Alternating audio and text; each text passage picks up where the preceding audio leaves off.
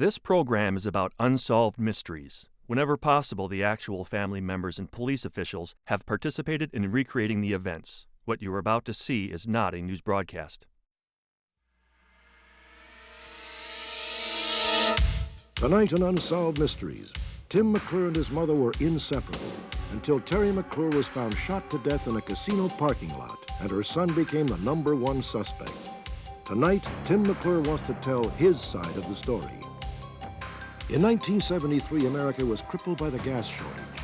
Liz Carmichael raised $3 million for her revolutionary three-wheeled car, which she claimed would get 70 miles to the gallon. The government claimed fraud, and Liz has disappeared. In Georgia, a feud between two rival restaurant owners competing for the same customers ended in a contract killing. One of the murderers is still at large. 4 mysteries with no endings, but they can be solved. Last November, we presented the story of the kidnapping of a wealthy Mississippi woman whose husband was told to send $1 million to 12 people named in a bizarre ransom note. He paid out, but his wife was not released. Tonight, an update on this extraordinary case. Join me. You may be able to help solve the mystery.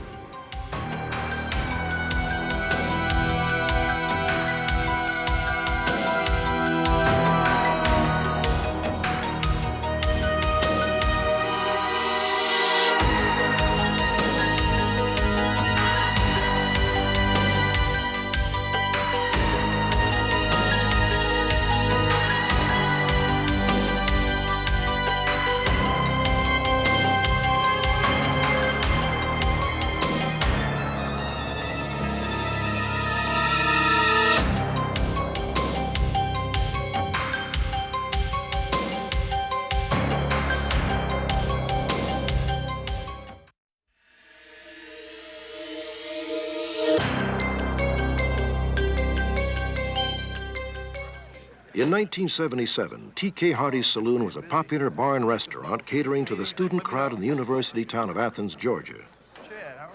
The saloon's owner was Ted K. Hardy, nicknamed T.K.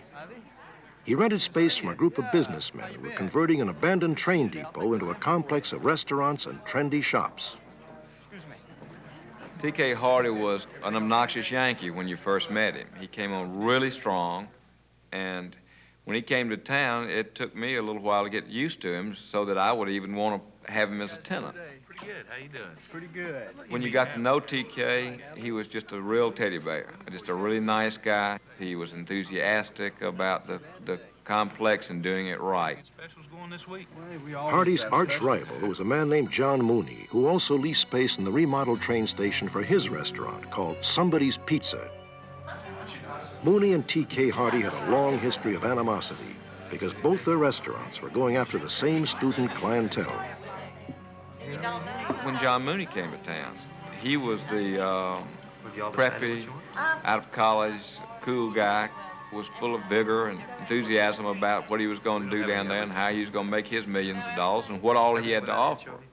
And that lasted until he got the lease signed and got the place. And then he started, well, I just need this, I just need that, and I can't pay the rent. And then John kind of got greedy. Hey, come see us next door, Nickel Beer, Somebody's Pizza. Come to Somebody's Pizza right next door. Good deal on beer. John started wanting to infringe on everybody else's business. His idea was to go up to TK's, pass out flyers on the deck for Nickel Beer, and draw TK's crowd down to his place. John, what do you think you're doing here? Hey, what does it look like? Listen, That just went all over TK. I mean, he couldn't stand it. That was the last straw. I'll tell you what this is. This is private property. I want you out of here right now. John Mooney and T.K. Hardy despised each other. They really had gotten to the point that there was no reconciliation between the two people. The feud between T.K. Hardy and John Mooney started out as a dispute between restaurateurs going after the same customers. But after 3 years, when the original lease on the train station expired, T.K. Hardy took over the entire complex. It was then that his feud with John Mooney escalated into a full-scale war. The end result was murder. When we decided to not pick up the lease, we had to sell the place. Ted came up with the money, and Ted bought the station complex, the shops, everything, which included John Mooney's place.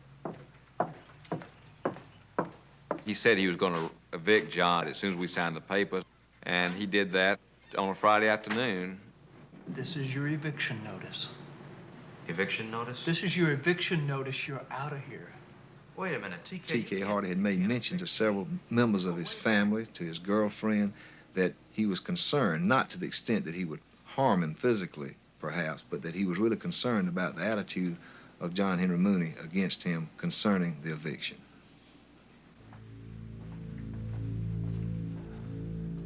Ten days later, in the early morning hours of August the 30th, 1977, T.K. Hardy arrived home as usual after closing up his saloon for the night. A man lurked in the shadows of T.K.'s kitchen, watching him. When Hardy left to walk into his study, the man followed him.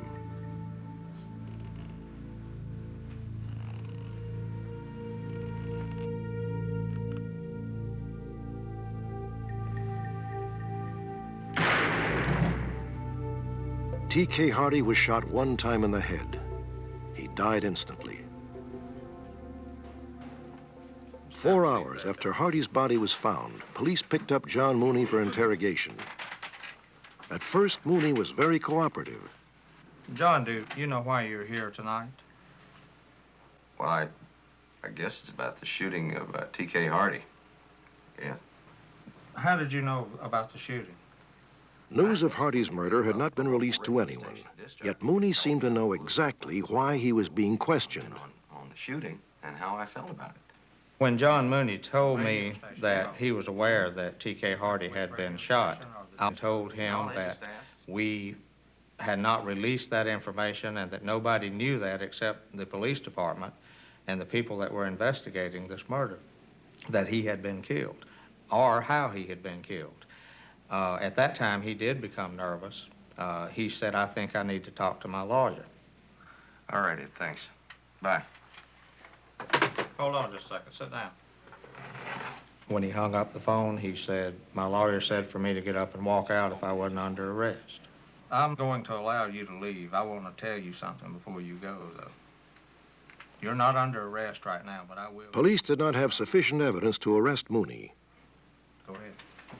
No other leads surfaced, and 3 weeks after the murder, the authorities were still at a dead end. On the 4th week, another local restaurant manager who had known both T.K. Hardy and John Mooney called the police with a bizarre story. He said he was cleaning up behind the bar one night when an Atlanta electrician named Elmo Florence began to drop hints that he was willing to kill people for money. You're a what? I'm a hitman. You don't need to call New Jersey if you want somebody good. Give me a call. Yeah. Elmo was bragging to me about the fact that he was a hitman and that his services were for hire. At first, I thought he was kidding me. T.K. He had Hardy. murdered T.K. Hardy. Your buddy. You have to understand Elmo. I just thought he was kidding around with me, some sort of warped sense of humor. And then we started to go on, and, you know, I just said to him, I said, "All right, how'd you get in the house?" Piece of cake. Busted out the glass. Went in, swept the glass up in the pile. Waited around for him. Telephone signal. 2 rings. I knew he was on his way. I waited. Saw the car lights. Heard the car. And waited for him.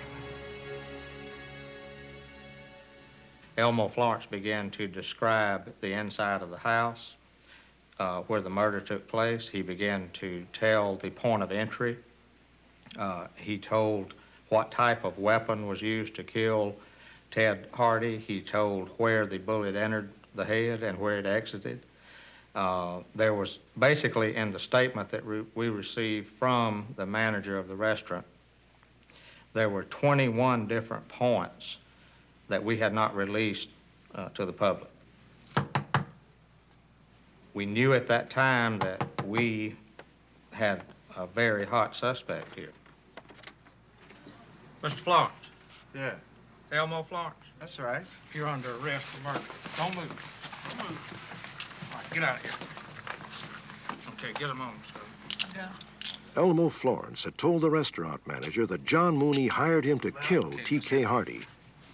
But when the police tried to arrest Mooney, they found that he had left the country. If Elmo Florence had not walked into the bar and started telling the different things that we later determined to be true, possibly the investigation into this murder would have never been solved. John Mooney had already been established as a suspect, but there was no connection at that time between Mooney and Florence. I don't know how long that would have taken if it were ever uncovered. This was a terrific break. It was lucky, and we took advantage of it. So, car gonna be fine? 2 weeks later, police were tipped off that Mooney had returned to the United States and was staying at a friend's apartment. Cobb County Police Lieutenant Lee Moss went to the apartment building and approached two men who were drinking in the parking lot. At the time I arrested John Mooney, all I knew was his name and general description, and I knew that the warrant was for murder. So when I saw the two individuals drinking beer, this gave me a perfect out, I figured, to approach him from this angle, because I knew if he knew he was wanted, he would probably flee from us, or else he'd pull a gun on us. I tell you, all these cans here, it kind of upsets me, all this littering, y'all sitting out here drinking. Officer Moss ascertained that one of the men was indeed John Mooney. I tell you what, put your hands on the car. He arrested Mooney and charged him with murder. When the police inventoried Mooney's belongings, they found several incriminating notes he had jotted to himself. Incredibly, Mooney had written, "See Elmo, offer to him if worse comes to worse to take the whole rap and say robbery was the motive. We have agreement for me to take care of his wife and family." Elmo Florence's trial lasted only 1 week. He was sentenced to life at a maximum security prison in Georgia. John Mooney was also sentenced to life in a maximum security prison, but 3 months later, he was moved to a minimum security facility. After 6 months of observation there, prison officials gave Mooney the job of kitchen clerk. Now he had access to areas that were not available to most prisoners. How you doing, guy? How's the count today? Pretty good? 245. 245. John Mooney was a, what you call an ideal inmate. He fit in well with the inmate and staff. He didn't complain about the rules and regulations. He just worked hard. And he gained the confidence of the staff and myself. So he had proven himself. But now we see he was a con artist, and he was conning us all. On March 16th, 1980, after serving only 19 months of his life sentence, John Mooney engineered his escape.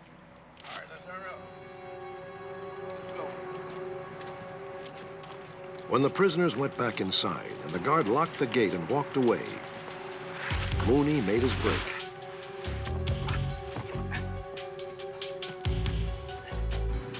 An accomplice was waiting in a car parked nearby. As Mooney ran toward the car, he discarded his prison wardrobe, piece by piece. 2 hours went by before prison officials noticed Mooney was missing. By then, it was too late. John Mooney had made his getaway. He has not been seen for over 9 years. Without the actions of Mooney in actually hiring somebody to take another person's life, T.K. Hardy would be here today. Unless John Henry Mooney is captured, he got away with murder. These photographs were taken in 1979. Today, John Mooney would be 40 years old. He is 5 feet 10 inches tall and weighs about 170 pounds. Mooney has a fair complexion, green eyes, and sandy blonde hair. He may be living in the Dayton, Ohio area. Update, Scottsdale, Arizona. Within minutes of our broadcast, 2 viewers called our telecenter to report that John Mooney was living in this house under the assumed name Robert J. Kelly. On August 8th, John Mooney, alias Robert Kelly, was arrested at his home by the Mesa police. Mooney had been living in Arizona since 1982. He was enrolled at Arizona State University. For the past several years, he'd been working as an accountant for various companies in the Scottsdale area. Mooney married 6 years ago and has a 1-year-old child. On September 16, 1989, over 9 years after he escaped, John Mooney was returned to Georgia.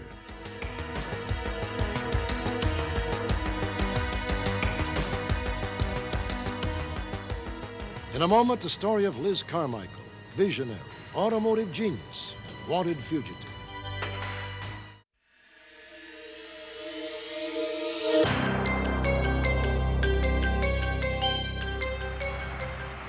In 1973, America was faced with an oil crisis that nearly crippled the country.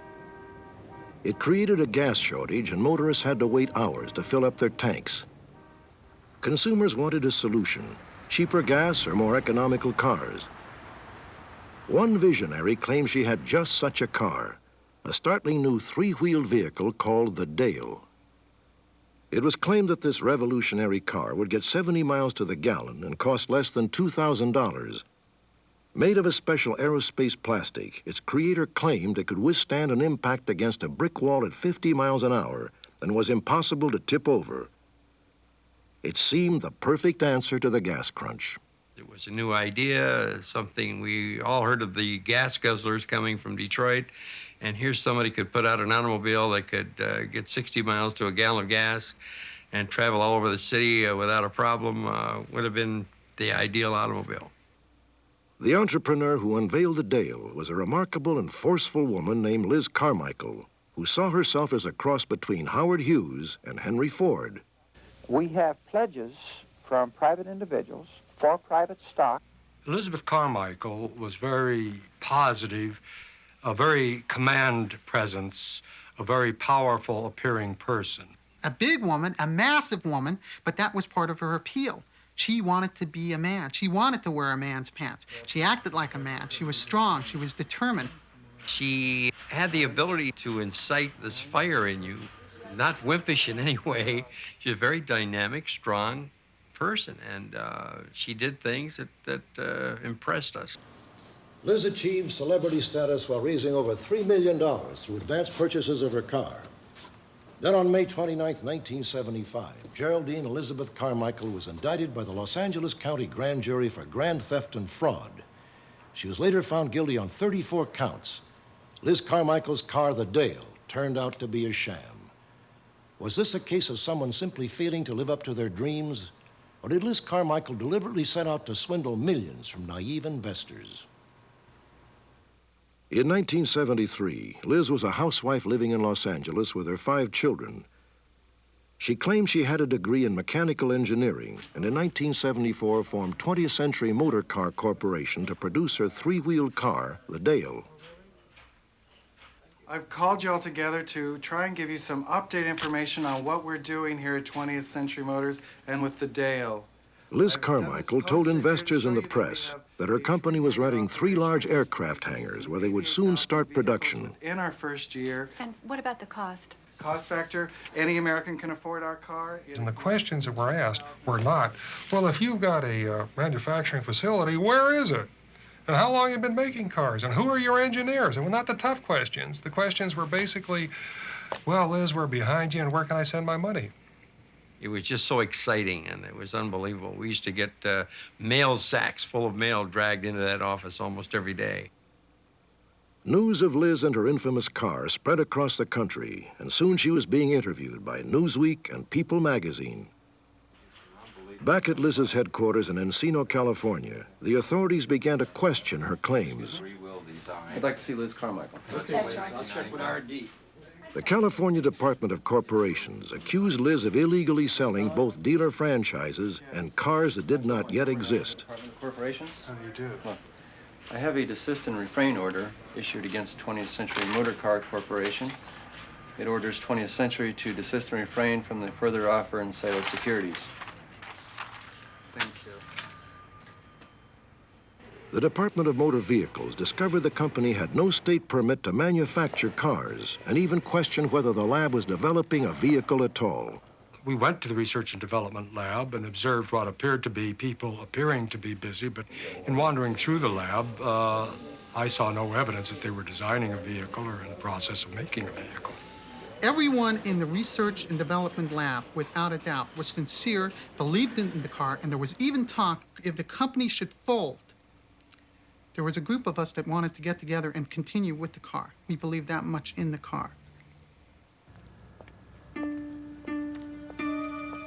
Bill Hall went to check out the 3 hangars where Liz claimed she was gearing up to make the cars. I went to this airport. Upon entering, I discovered the factory were nothing. The hangars were absolutely empty, no tools, no machinery, nothing but a little dirt on the floor. They had rented this for only 1 month, and the rent had now expired. So they actually did not have a factory that they were representing they had. With the authorities closing in, Liz decided it was time to move her headquarters to Dallas. But there, 2.5 weeks later, the district attorney filed criminal charges against Elizabeth Carmichael for grand theft. 1 week later, Bill Hall went to the research and development lab with a search warrant. Upon inspection of this vehicle, it was not a viable vehicle at all. It had no engine. 2x4s were holding up the rear wheel. The accelerator was just sitting on the floor. It wasn't even attached. The windows were not safety glass. They would bend back and forth. The doors were put on by regular door hinges like one might find on a house door. The vehicle just absolutely did not exist. Armed with a search warrant, the Dallas police arrived at Liz's home. Mr. Carmichael, police officers, we have a warrant. Police officers, ma'am. Mr. Carmichael. Police officers.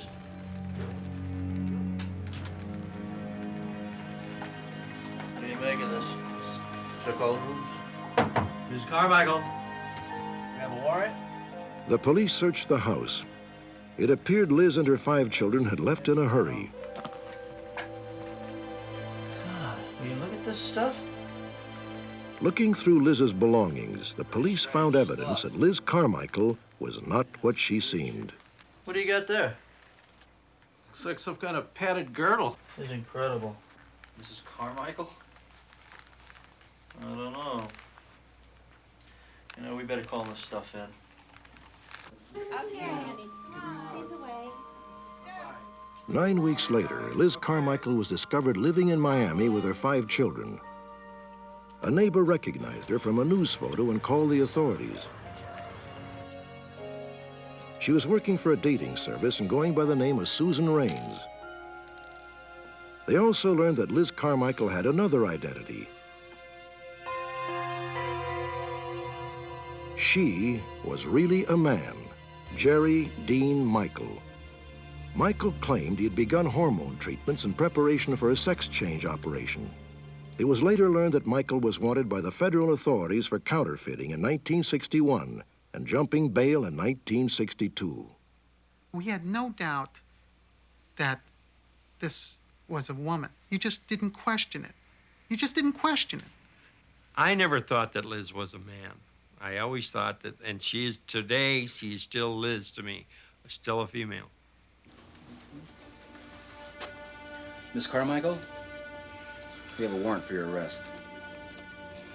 On April 12, 1975, Jerry Dean Michael, alias Geraldine Elizabeth Carmichael, was arrested.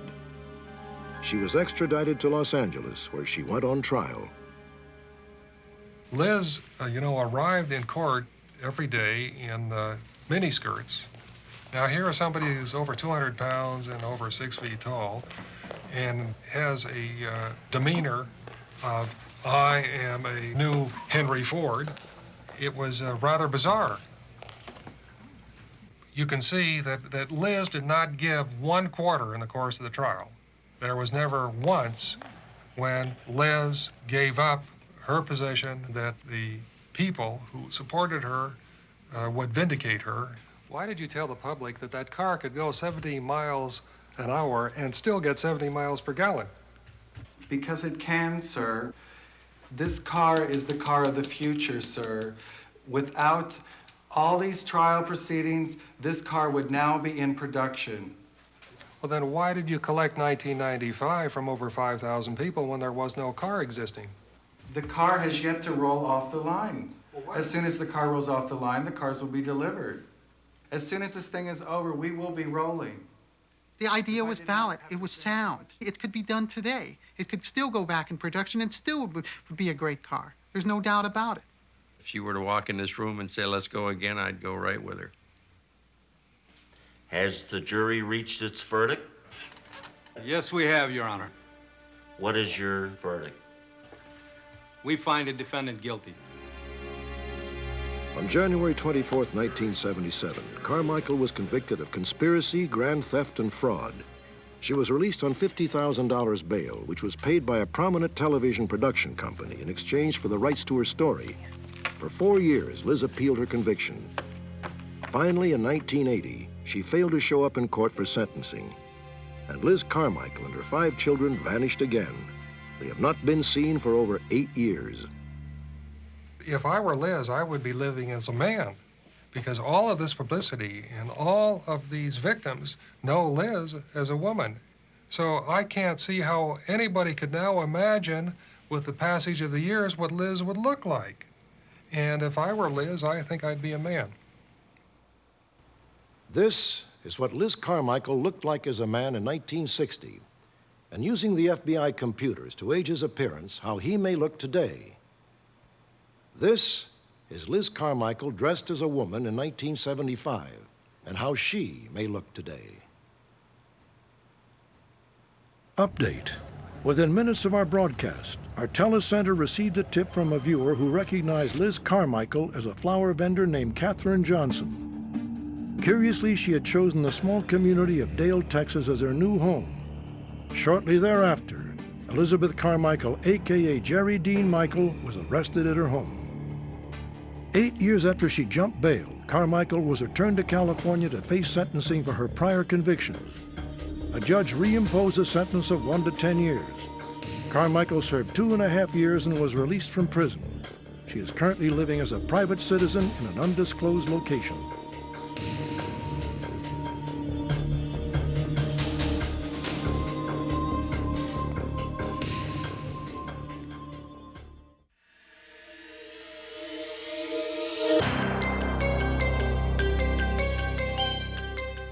On a previous broadcast, we examined the case of 72-year-old Annie Laurie Herron, wife of Robert Herron Sr., one of the wealthiest men in Mississippi. On the afternoon of July the 26th, 1988, Mrs. Herron was abducted from her home in Jackson, Mississippi. The kidnapper left behind a bizarre ransom note, demanding that Robert Herron pay money to 12 people who had all been sued by a company he controlled. Neighbors reported seeing a suspicious white van with Florida license plates driving by the Herron home just before Annie Laurie was kidnapped. Robert Herron held a press conference on the steps of his home to make a personal plea to the kidnapper for his wife's safety. My children, I appeal to whomever has my wife that she may be safely returned to us. Thank you. 8 days after the press conference, Robert Herron received a letter postmarked Atlanta, Georgia. He recognized the handwriting as his wife's. Bob, if you don't do what these people want you to do, they are going to seal me up in the cellar of this house with only a few jugs of water. Please save me. Robert Herron sent out checks totaling nearly $1 million to the people named on the kidnapper's list. He never again heard from the kidnapper or from Annie Laurie. Update. Last month, Newton Alfred Wynn, a 65-year-old lawyer, was arrested by the FBI in Florida on charges relating to the abduction of Annie Laurie Herron. Wynn was one of the 12 men named in the ransom note left at the Herron home. Also, less than 1 month before the kidnapping, he had allegedly purchased a van which matched the description of the vehicle seen in the Herron neighborhood. woman told the FBI that Wynn had promised her $500 to travel from Florida to Atlanta, Georgia, and mail a letter for him, just 16 days after Annie Laurie Heron was kidnapped. He handed her a manila envelope. Inside was the letter, wrapped in a gray linen napkin. Wynn instructed her not to look at or touch the letter, but to deposit the letter in a mail slot, she had to ease the napkin off, and she was able to observe the writing on the envelope. Later, she identified a photograph of the envelope Robert Heron had received from his wife as the one she had mailed in Atlanta.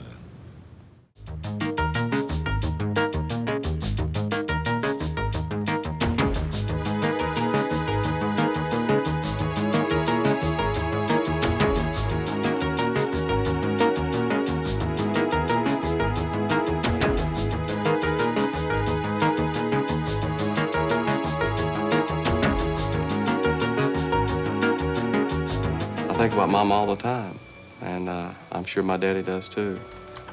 There's no real way to quantify what this, how enormous a tragedy and ordeal this has been to him and to the rest of the family.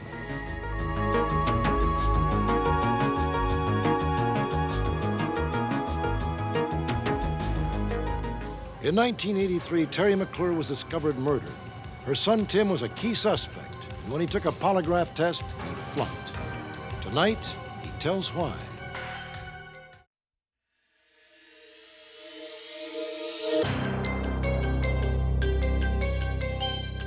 This is the Unsolved Mysteries Telephone Center, where our viewers call with information. They also call with suggestions for stories. 6 months ago, we received a highly unusual call. It came from a man who was a leading suspect in the murder of his own mother. 38-year-old Tim McClure lived with his mother, Teri, off and on throughout his 20s. Tim and his mother were often seen together around town gambling at the slot machines or dining out. Even after Tim moved away from Reno, he remained close to Teri. She'd do anything for anybody. She'd, give the shirt off her back or last nickel to anybody. She was just a real kind-hearted woman. Very gentle. She was just a very calm person. In 1983, Teri McClure was 62 years old and living alone. She was thrilled when Tim called to tell her he was getting married. His wedding took place on Friday, January the 14th, 1983, at Lake Tahoe, Nevada. I was totally ecstatic. Person waits all their life to get married, and it's, the big moment in their life. It wasn't, an elaborate wedding, but, to me it was the big moment, and it was great. The newlyweds and their parents celebrated by doing a little gambling.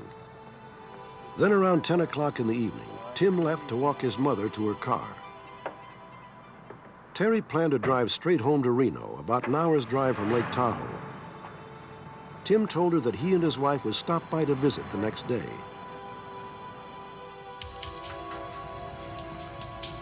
When the newlyweds went to visit Teri at 6 p.m. the next evening, they noticed signs that she was not at home.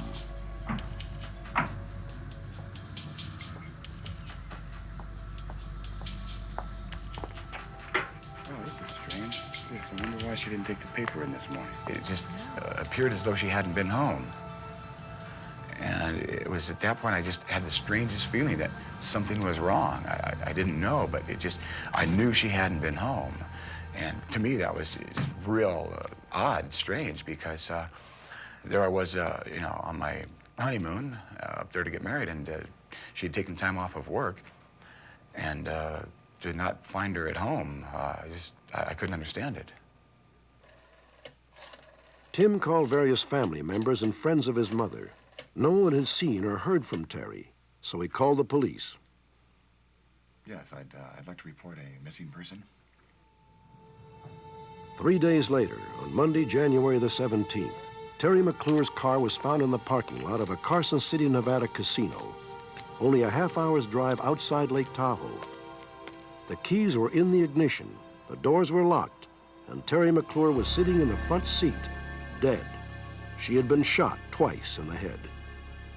Tim, after you went The day after they found the body, Carson City detectives questioned Tim. He was shocked when they asked him if he wanted to have an attorney present, but slowly it dawned on Tim that he was considered a suspect. I started to feel like a victim, and I thought, why should I have an attorney? You know, I mean, this is my mother's death. You should be investigating it on another level rather than thinking of me as doing it, which I found out they were looking towards me. I couldn't understand why. I started to feel like the victim. And it didn't make sense. Tim told the police that after he'd walked his mother to her car at 10 p.m. on the night of his wedding, he'd returned immediately to the casino.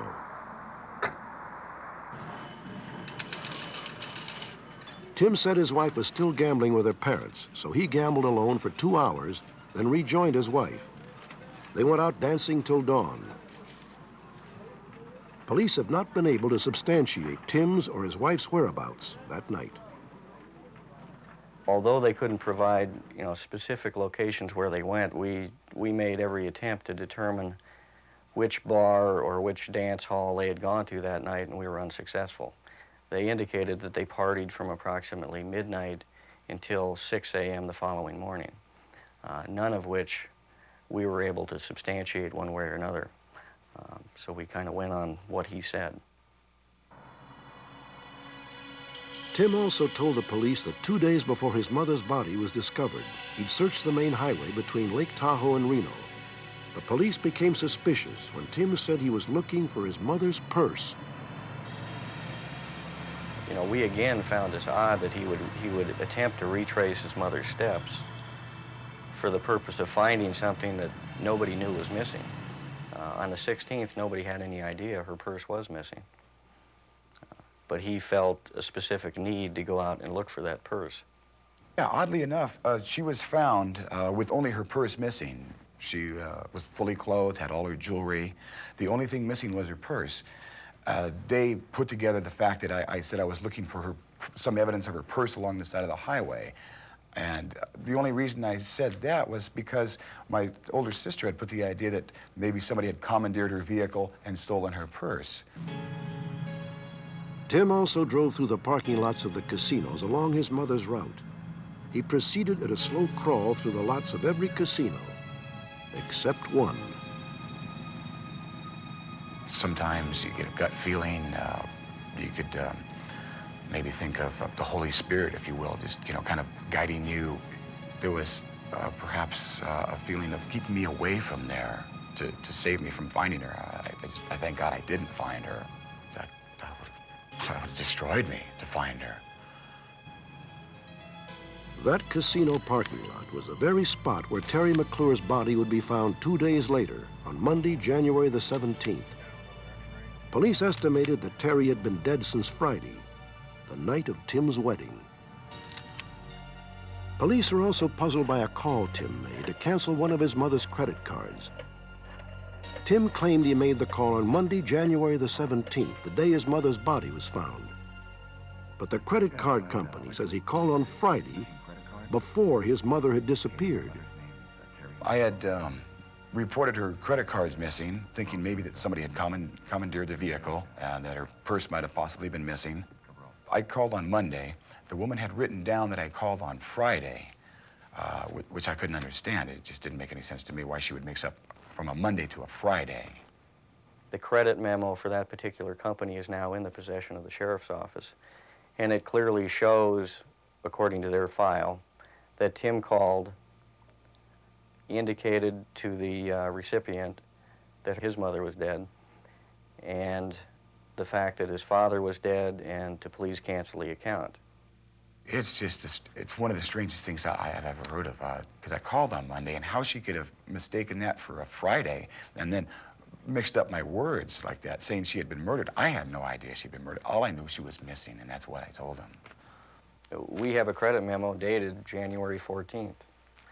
The lady that wrote that credit memo, in her own mind, is absolutely sure that's the date she received the phone call from a person identifying himself as Tim McClure. 6 months before Teri McClure was murdered, she'd taken out a $10,000 insurance policy on her life. Tim and one of his sisters were named as co-beneficiaries. I didn't think my mother would take out an insurance policy. It just wasn't like her. I mean, they're thinking that I, did this for a reason. I mean, which my share is only $5,000. I mean, that's ridiculous. Well, I can't say that that is the absolute motive in this case, but, you know, I'm here to tell you that people have been killed for a lot less. On February the 14th, 1983, the Carson City Police asked Tim and his wife to take a polygraph test. I was completely cooperative. I had nothing to hide, no reason not to take one, so naturally I said, sure, I'll take a polygraph. My wife agreed too. So it was a strange situation. When they were asking the questions, they made me close my eyes, being all wired up. Felt like I was in an electric chair, a very hardwood-armed chair sitting there. And as they asked the question, there was, it seemed like maybe a minute between each question. With my eyes closed, just a number of things were just going around through my mind. At that point, that's when I started thinking, well, geez, what if they think I did it? And I'd never taken a polygraph before. I didn't know how to react. And it was just a very awkward and uncomfortable situation for me. No. The results of those polygraph examinations would strongly suggest deception on both the part of Timothy McClure and his wife. They were both adamantly confronted about those deceptions, and in the interviews, they had no response. They could not respond to why the machine was telling them they were being deceptive. They had no answers. I don't know why, but I flunked the test. And my wife had flunked only one question, which didn't make any sense. Do you know who murdered Teri McClure was a question she was asked, and it appeared to be a lie when she said no. So it looked like she was trying to cover up, which is unexplainable to me. All the circumstantial evidence was submitted to the Nevada DA, but he deemed it insufficient to arrest Tim McClure. Police questioned friends, family, and acquaintances of Tim and Teri. Their testimony indicated that Tim had been genuinely devoted to his mother, and they believed he would never have done anything to harm her. My mother was my best friend. I mean, all I could think of was taking care of my mother, for the rest of her life, after she'd taken care of me all my life. That's the one thing I wanted to do, was take care of my mother, and I can't. This picture of Tim and his mother was taken at his wedding on January the 14th, 1983, the night she disappeared. Tim is hoping that someone who was in the casino or the dance hall in Lake Tahoe that night will remember him because of his long hair and his unusual height of 6 feet 5 inches. He wants his alibi for the night of his mother's murder to be substantiated.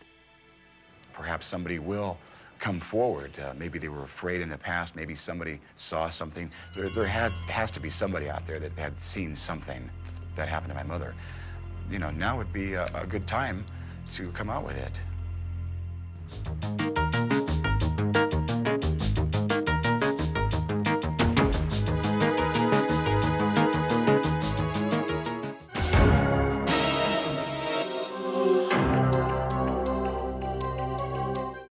Join me next week for another edition of Unsolved Mysteries.